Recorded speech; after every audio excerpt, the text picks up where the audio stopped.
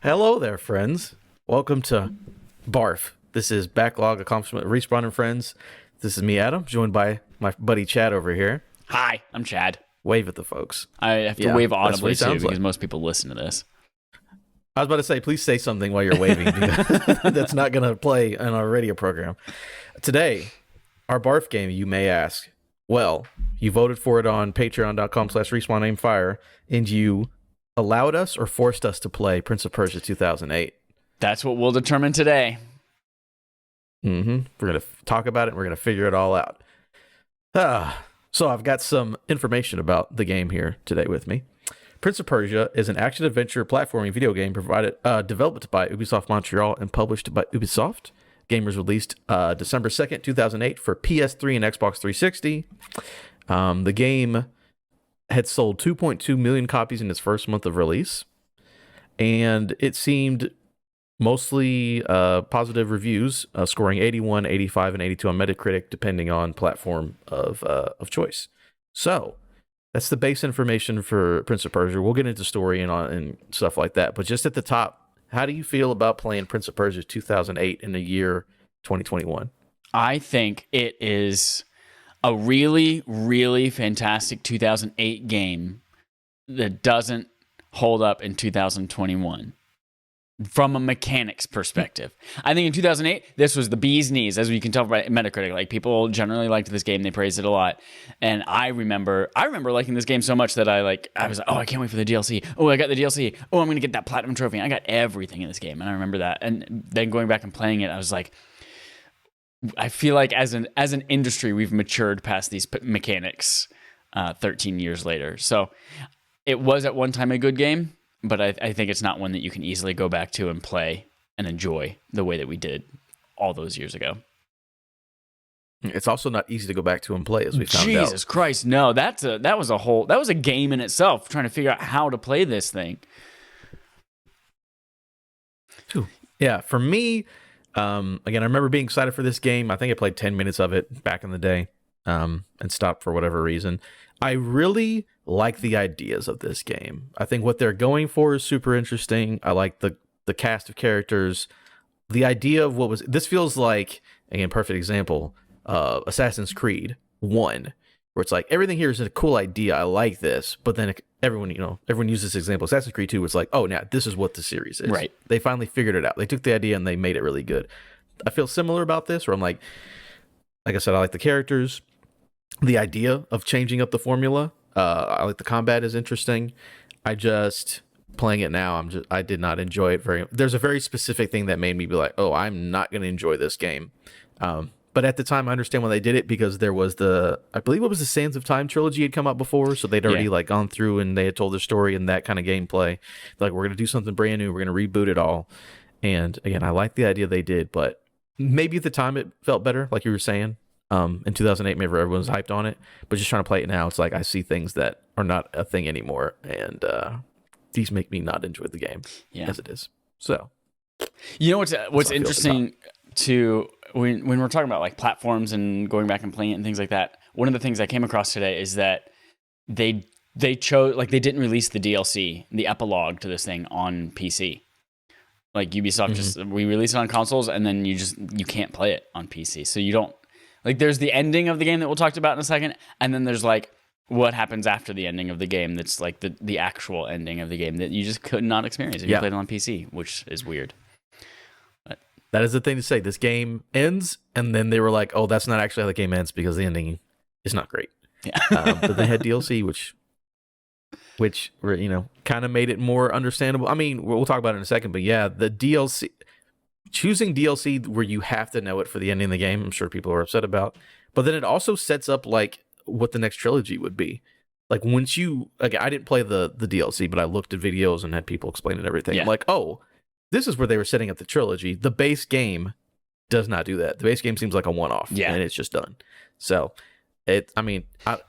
I kind of would have been interested to see what they kept doing. It would just been nice to keep having more Prince of Persia games. But apparently, part of the reason they never did them because Assassin's Creed was so popular and so good, they're like, these are kind of the same idea. We'll just stick with the one that sells good.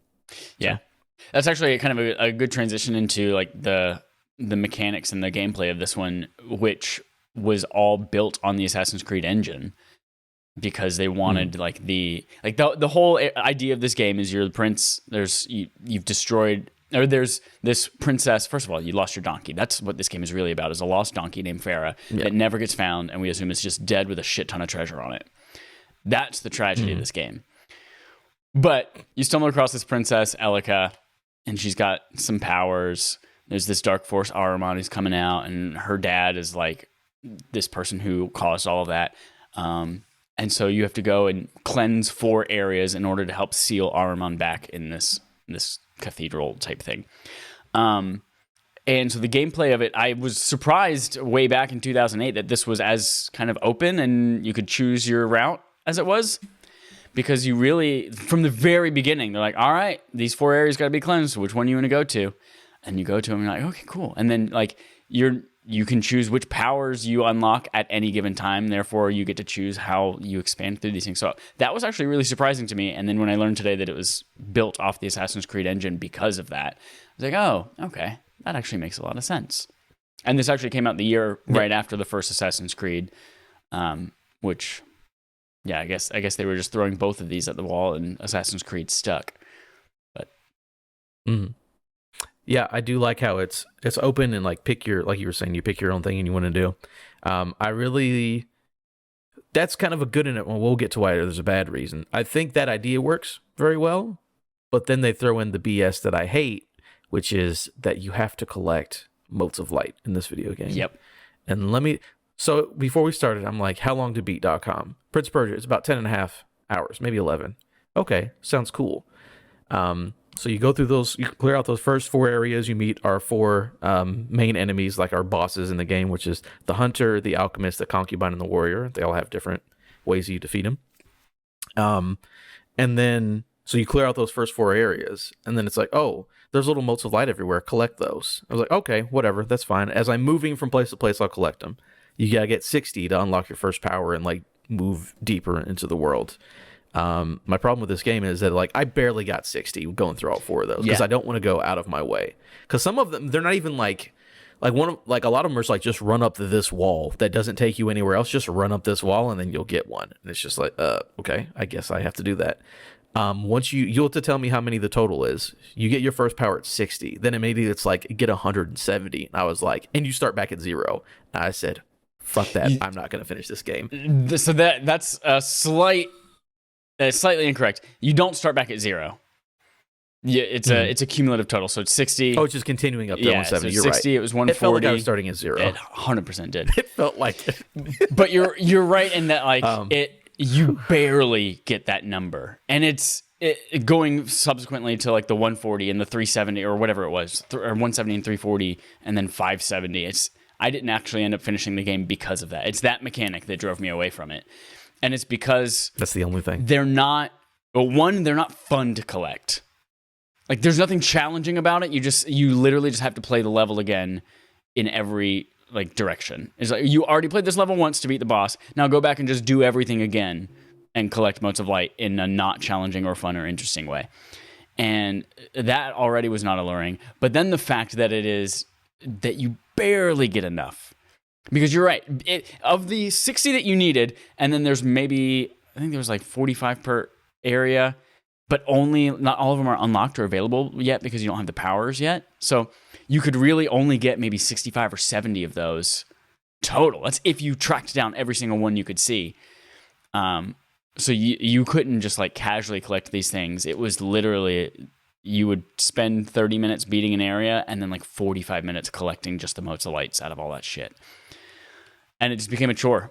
And back in 2008, that was that was what was interesting in games. You have these big giant worlds and there's so many things hidden across it. And it was collecting motes of light in Prince of Persia. It was collecting feathers in Assassin's Creed 2 that were meaningless and just scattered nowhere for no reason. It's collecting the shards in Infamous that, again, was just open world and there's just a bunch of random shards everywhere that makes no sense, but it's a collectathon.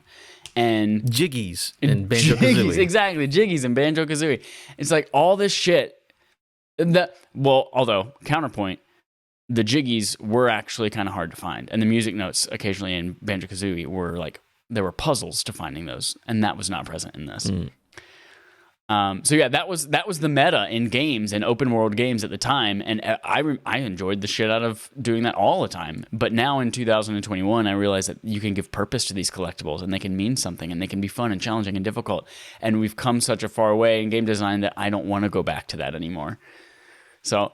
And that's why at the beginning I said, like, I think it's a great 2008 game in 2008, but we've just come so far from that it's not enjoyable anymore. Yeah, that was my only one thing where it was like, this game is 10.5 hours to beat, and I guarantee 7 of those hours is just collecting. Like, that's how it feels. Yeah. Because if you look at it now, like an Ubisoft game that we just reviewed was Far Cry 6, and like there's a bunch of stuff in the world, but it's all optional and you get rewards for it. And it feels different and interesting to do. Like, taking out every outpost can be different. You can do it however you want to do. You get rewards for it. And you technically don't have to do it if you want to beat the game. You really don't. And this is just like, again, there's a wall over here, 20 feet off of the main path, and there's one mode of light, and you got to run up the wall, and there's nothing else around it. So just do it. I'm like, no, thank you. I'm good. Yeah. But one thing I really do like. There's like, I don't know if you got to this point. There's like a really shitty puzzle where you have to turn 4 platforms in the air by like moving a crank. Did you ever get to that one? And there's like stopping it and then moving the other one. Yeah, and then so you have to do that. No, there's the one. It was like on the wall of a tower where like the little thing would spin, and then you'd have to stop it and then get the other one to spin at the same time. Yep. It was doing the hunter, like going to fight. So you had to do that as part of the game, and then you had to come back and redo that same fucking puzzle again that you hated the first time to get motes of light in that same area. It was awful. No me gusta. No, thank you. What I do really enjoy is that the one-on-one combat of this game. Well, first of all, another thing to say, you can't die in the game. Straight up, Elika saves you no matter what. She'll reverse time. Which, even if she's like trapped by the corruption at the time, save her, free her, and then you die, she'll like, I'll break out of a second, I'll save you, and then I'll go back to being trapped. And I'll get you. Yeah, so you cannot die in the game, which doesn't really bother me because I was like, people are like, there's no challenge. It's like, I mean, you still got to beat the dude, but it's just like, instead of a checkpoint, you just keep fighting and his health goes back up. Yeah. Whatever. That doesn't bother me. That's fine. I actually prefer that instead of just dying and having to reload. Look, this had quick loading before, PS5 and Xbox Series X came out. It's like, no, you're good. You don't die. But I do love the combat system. It's one-on-one. You block. You got a sword. You got the gauntlet, which I really like, which is like on, a hard, sharp razor gauntlet. And then you have Elika. And the game is just, you do a combo. So it's, counter your enemy, sword, grab, Elika, grab, sword. And then if you get him on the edge or push him off, you'll like instant kill it. I love the combat. I was like, it's not super, super deep, but it's fun, like figuring out how to do the combos and and figuring out like which Elika, combos work sword, well Elika, sword, on what enemies too. Like that was cool to piece that all together. I did enjoy that very much. Like, this is cool. I was like, I like this idea because you come from the old Prince of Persia's, and it's like, oh, but this is like a new-ish kind of combat that I haven't really seen in a lot of places where it's just always one-on-one fights. And you got to switch up your tactics and do different combos depending on who you're fighting. Because some enemies, I think it's Concubine specifically, I might be incorrect, where she just doesn't take damage from swords. So like you basically always have to use Elika. Yeah.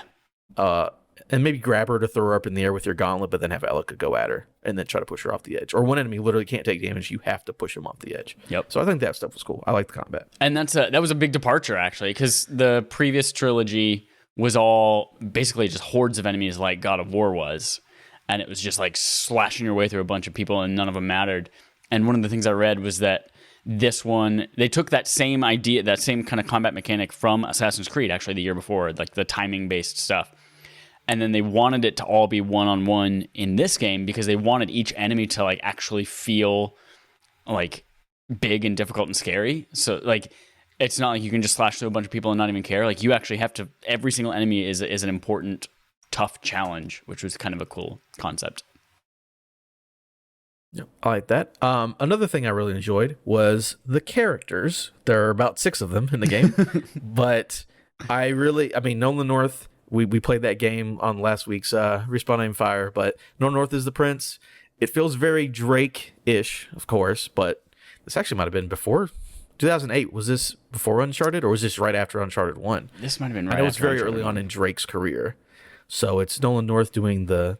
It was after. You know, it was after like the Assassin's dastard. Creed. He played Desmond in Assassin's Creed. So, That's right. He does play Desmond. although was that in 2 or was that in 1? I don't remember where Desmond comes into that. It must have been Never played 2, because he's Ezio, right?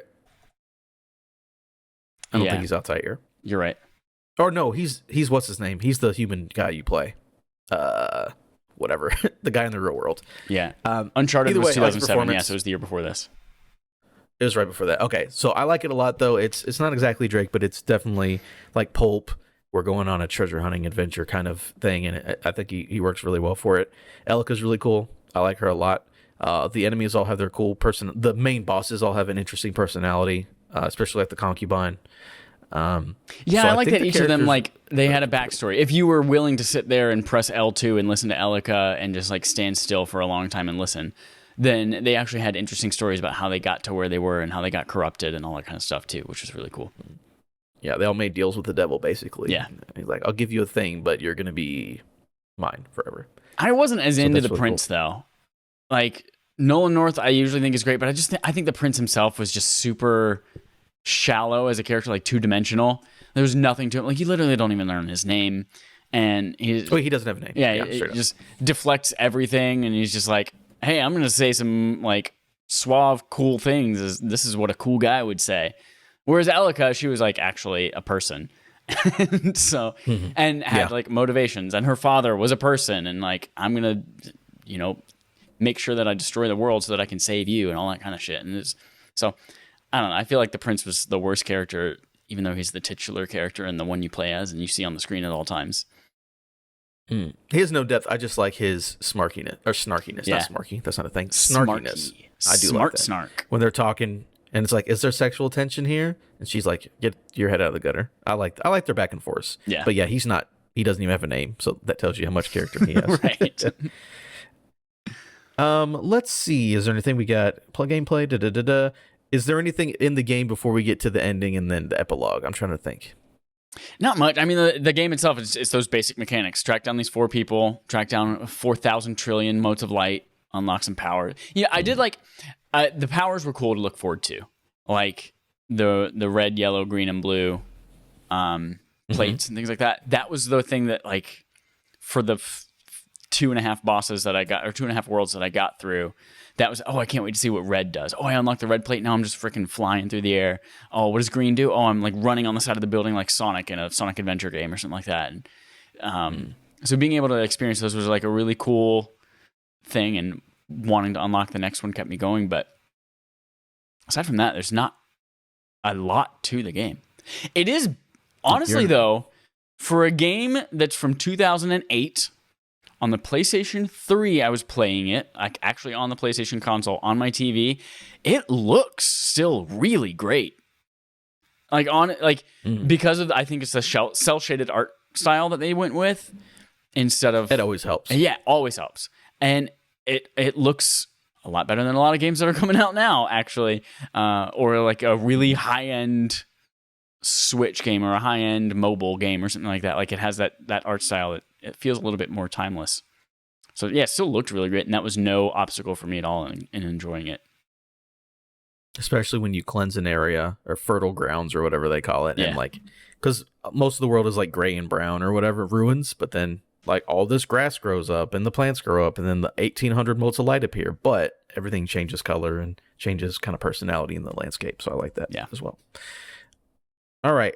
I guess we'll go to the ending now because, oh boy, this is a doozy. So you play the game, you're collecting the motes of light, you're fighting these enemies, you're trying to get everything, trying to put all her magic power into the world so you can seal back. Is the bad guy? Armon, yep. Aramon, right? So then you go to the end. Aramon has infected her father because he made the deal to bring her back to life. You defeat Aramon in Dad's body, Then you jump into Armon, you go down there, and she has to like give up her life force to reinfuse the tree, which will lock him away. So she's like, I have to die for this to work. So she dies. You carry her body outside. And then Nolan North's like, I can't accept this. And you go and hack down a bunch of trees, which are holding the power. And then you come back to her and bring her back to life. And then Ahriman escapes. And then the game literally ends as you're carrying her away. Yeah, you're running in the desert away from Ahriman, who's then re-corrupting. Basically, everything you just fucking did was for nothing. And 10.5 hours was literally for no reason. Literally for nothing. You're exactly where you started, except now her dad's dead, and you're the idiot who made the same mistake, like the same exact mistake she did. No one grew. Mm-hmm. No one learned anything, except for her, because she wakes up in the epilogue and she's pissed. Oh, I love, because I was watching the video which was tearing this game. I didn't hate the game as much as he did. He definitely feels like a dude who's playing up the hate for YouTube clicks. But he was like, the last bit of dialogue in this game is great because you put the magic in her, bring her back to life, and she sits up and looks at you and says, "Why?" Mm-hmm. And that's the last words in the game. And I'm like, yeah, that sounds about right. Yep. So yeah, you're right. When like the base game, you finish it and you're just like, not only did that feel like it was for nothing, but also that it goes nowhere. And like there's not going to be, it doesn't seem like there's going to be a sequel or like something that I want to play again because it's going to be the same shit over and over again. But then you play the epilogue, which was released, I guess, I don't think it was too long after the original game came out. And you had to pay $10 to get 2 hours of new content that reused bosses. Like the boss enemies were the same. It was a shapeshifter, which just shifted back and forth between two other existing ones. And then you get to the end and she goes away. Like the story ends with her dad is dead again. Ahriman's still free, but then she goes away. She's like, I got to find my people to help in the future to take him down. And that's it. And I was like, okay. So it sets up more of a sequel where it's like Ahriman is like in the world, but he's not like consuming everything immediately and everyone's going to die. Right. And she's going to find a way to stop. So it sets up more instead of the end of I brought her back to life, I've killed the world. Yeah. It's like, all right, he's back, but we can deal with him in the future. Which, again, I guess, and it's interesting to release a $10 DLC afterwards because you didn't actually have an ending to your game. Yeah. Because sometimes they'll patch stuff in. Like I didn't hate the way Mass Effect 3 ended, but the way people complained. And then they patched in other stuff to make people more happy. But that wasn't a thing you had paid $10 for months down the line. And also people like Mass Effect 3. And so, it's a weird way. That original ending is really weird. And then this epilogue sets up for sequels that we never get. But we get games after this, but they're not in this continuity. Yeah. The epilogue was also released. It was released 4 months after the game came out. So yeah, it was obviously something that they planned and released shortly. Like it was already in development, already probably almost done. They're just like, all right, how do we get $10 more out of these people to have them finish our game? Yep. So that's how the game ends. I watched that one because clearly, I played it on PC. I couldn't even bought this DLC if I wanted to, which is so dumb. But that's so dumb. And Ubisoft, the only explanation they gave was that it's for business reasons. For business reasons, we're not putting the epilogue on PC. Makes no sense. Not worth it. I don't know what the business reasons would be. Yeah, it's weird. So, I don't know if anyone wrote in with their thoughts on it. I don't know. I didn't ask anybody, so I don't think we got nothing. Probably because no one knew how to fucking play this game because it was impossible to find. I lied to everyone all month. Not on backwards compatibility, unless you have the disc. Definitely not on PlayStation Now anymore. You had to go buy the digital version on your PS3 if you still have that, or have the PS3 disc still around. Oh boy! But I guess we're getting at the end of it. Yeah, I said, I think the game is interesting, and I like the direction they were going. It just feels bad to play nowadays. That's my thing. Yep. I don't even, like, thinking about this particular Prince. I know they went back to the old style when the Jake Gyllenhaal movie came out, and they, like, went back to the more traditional Prince of Persia. Not traditional, I guess, because it started in a very, very different place than the Sands of Time trilogy, but Forgotten Sands, I think, is the one afterwards. So they went back to that kind of horde style thing after this and abandoned this model. But I kind of would like a sequel to this. I don't think I want to remaster. I don't want to play this again with updated visuals or anything like that. Like, but It looks fine. yeah, it looks fine as is. But I would like to see where they could take this particular one, because I like the style of it. I like the corruption looks really cool, and Elika's an interesting character. And whatever her people is, like there are more magical fairy people everywhere that do cool shit and run up walls and fly. Like, that's cool. And the flow, like, honestly, the flow of being the prince, when you mastered it and you're like platforming through some of these areas and you're just like this thing after this obstacle, and it all like flows together really well. That felt good, but it's just those motes of light, man. It's just that ruined the entire game for me. And so I would love to see where they could take this version of Prince of Persia in 2022 or beyond and make something cool and interesting out of it. Yep, I agree. Like I said, there's things there that I like. It's just the collectible, which they wouldn't do nowadays. So I would love to see. It'd be weird to do, 15 years later, let's do a sequel to this game, even though we rebooted the series after that. But yeah, again, there's things I like about this game. It's just that collectible stuff I can't do. And my only other one complaint is when you get on vines and she jumps on your back. It's like, why are you stopping me for a second to keep moving? Also, anytime you would like jump and like climb up a crack in the wall too, if she like jumped ahead of you, then you have to stop for a second, switch spots, and then go. And like that caused me to accidentally jump off the wall into the abyss a couple of times too. But she grabs your hand, you're good. Yep. So, is there anything? I think we figured it out. Do you want to tell these people on patreon.com/respawn-aim-fire how we're doing our next month's BARF? Yeah. Quote unquote. So if you're listening to this at the end of 2021, which is now, for November and December, we are doing Game of the Year contenders for us. Things that we want to play for consideration for Game of the Year. So hopefully right after this, we're going to go to Patreon and we're going to put up 2 polls. One for Adam, one for me. Each one will have a few games that we would like to play for Game of the Year. And we want you to vote on one that you for sure want us to prioritize and make sure that we finish in order to hear our thoughts on it. And then we'll talk about those at the end of the year. That's the call to action over at patreon.com/respawn-aim-fire. You get to vote if you subscribe at $1. And that's it. That's the only level you can do. If you want to pay more, you can, but you don't have to. Awesome. So I guess that'll do it for us. We'll see you guys next time. Bye. Bye.